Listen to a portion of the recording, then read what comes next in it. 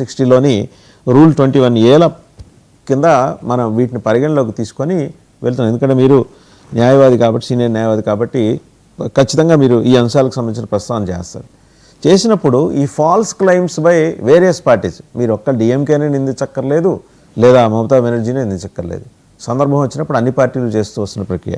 బాజీ గారు ఒక వింత వాదన తీసుకొచ్చారు.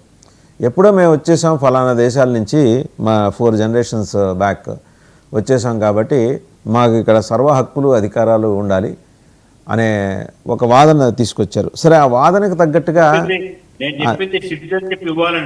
సరే సిటిజన్షిప్ ఇచ్చేయాలి. Right sir. ఎలాన్ మస్క్ ని భారతదేశం తీసుకొచ్చి ఇక్కడి నుంచి ఆయనకు అమెరికాలోనే దిక్కులేదు. ఎలాన్ మస్క్ కి అమెరికాలోనే దిక్కులేదు. ఆయన he cannot become a president అక్కడ. మీరు అలా విదేశాల్లో ఏమో ఆ చట్టాలను మీరు అక్కడికి వెళ్తే గౌరవిస్తారు, ఇక్కడికి వచ్చేవాడికి వచ్చిన వాళ్ళకి వచ్చినట్టు మీరు పౌరసత్వం ఇచ్చేయమంటారా? వస్తాను, మళ్ళీ మీ దగ్గరకు వస్తాను. బషీర్ గారు మాట్లాడతారు ఒకసారి.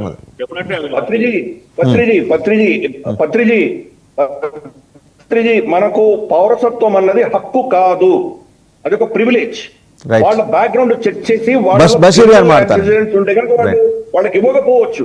అది ఏ దేశమైనా ఎవరికి పౌరసత్వం ఇవ్వాలి లేదనేది దేశం నిర్ణయిస్తుంది. ఆ దేశమో చట్టాలు నిర్ణయిస్తాయి. బషీర్ గారు మాట్లాడతారండి. మళ్ళీ వస్తాం మీ దగ్గరికి. ఎవరికి హక్కు లేదు. బషీర్ గారు మాట్లాడతారు. రైట్, బషీర్ గారు. బాజీ గారు చెప్పిన దీంట్లో మనం అర్థం చేసుకోవాల్సింది ఏంటంటే, బంగ్లాదేశ్ నుంచి ఇండియాకి కనుక వచ్చుంటే, బంగ్లాదేశ్ అది ఎస్టాబ్లిష్ కాకముందు, ఆవిర్భవించక ముందు ఇండియా వచ్చుంటే వాళ్ళకి తప్పనిసరిగా ఇది ఇవ్వాల్సిందే, పౌరసత్వం ఇవ్వాల్సిందే అన్నారు. అది కరెక్టే. ఎందుకంటే వాస్తవంగా చూస్తే అసలు బంగ్లాదేశ్ ఎక్కడి నుంచి వచ్చిందండి? ఇండియాలో నుంచి వచ్చిందండి. పాకిస్తాన్ వాళ్ళకి కూడా ఇచ్చేద్దాం సార్, ఎందుకంటే ఇండియా నుంచే వచ్చింది కదా పాకిస్తాన్, వాళ్ళకి కూడా ఇచ్చేద్దాం.